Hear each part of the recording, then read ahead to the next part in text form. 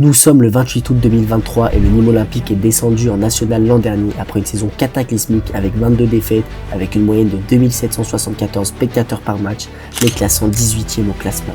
Interdiction, guerre avec les supporters, infrastructure pourrie, niveau sportif et économique plus que critique. Comment ce club emblématique de la Ligue 1 en est-il arrivé là? De déclarations méchantes à décisions économiques lunaires, une grande part de responsabilité revient à Rani Assaf, qui est passé de propriétaire à président du club en 2016. Avant toute chose, je tiens à exprimer ma gratitude envers Modric, sans qui la réalisation de cette vidéo serait compromise.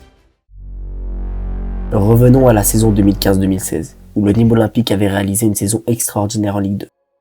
Malgré un retard de 8 points suite à des matchs arrangés lors de la saison précédente, le club s'était maintenu en finissant 14e au classement, 6 points devant le premier relégable. Le moment était propice pour repartir sur des bonnes bases. Mais Rani Assaf en avait décidé autrement. Malgré cette réussite, il décida de renvoyer le président et de prendre sa place, le président Perdrier, suite à une trop grosse prime de maintien donnée aux joueurs, selon Rani Assaf. Après une belle saison 2016-2017, durant laquelle ils finiront 6e avec 64 points à 2 points des barrages de la montée en Ligue 1, c'est finalement un an plus tard que les Crocos parviennent à monter en Ligue 1, en finissant 2e de Ligue 2 avec 73 points, et avec une belle équipe comportant aujourd'hui des noms familiers à notre Ligue 1 tels que Savanier, Ozok, Alioui, Tchoub et le légendaire Renaud Ripard. En 2018-2019, après une première saison plus que réussie en Ligue 1 pour le Nîmes Olympique, dans laquelle ils finiront 9e avec 53 points tout en battant de grosses équipes, le Nîmes Olympique est sur un début rêvé pour son retour en Ligue 1. En 2019-2020, le Nîmes Olympique s'en sort très bien avec l'arrêt du championnat, sans lequel ça aurait été très dur pour les Crocodiles, seulement à 4 points de la relégation lors de l'arrêt. Malheureusement, c'est la saison suivante, après une saison catastrophique du Nîmes Olympique dans laquelle ils finiront 19e, qu'ils vont descendre en Ligue 2. D'autant plus des problèmes économiques engendrés par cette descente et par le projet lunaire de Rani Assaf.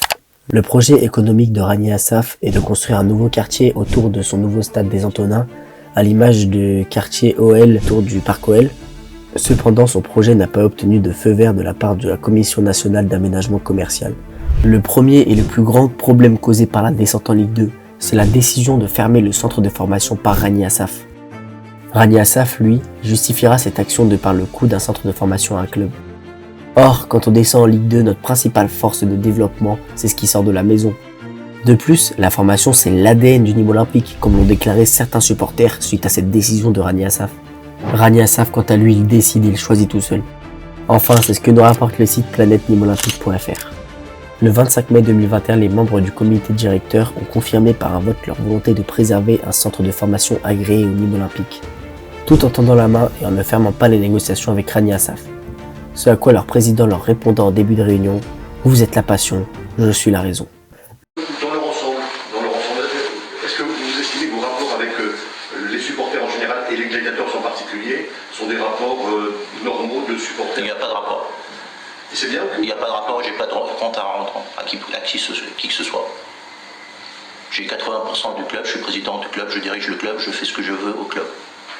Il faut que ça soit clair pour les jeunes et pour tout le monde. Voilà. Comment ça pour nous? Non, pour tout le monde, j'ai dit. Le même été, Rani Assaf décide même de supprimer totalement les abonnements au Nîmes Olympique, d'augmenter les tarifs et de supprimer tout tarif adapté. Ce qui paraît tout aussi illogique et bête de payer plus cher pour aller voir Valenciennes que Monaco. Vous allez pouvoir mettre en place pour faire revenir le peuple. Quand je dis le peuple, c'est ce 12e homme dont vous passez.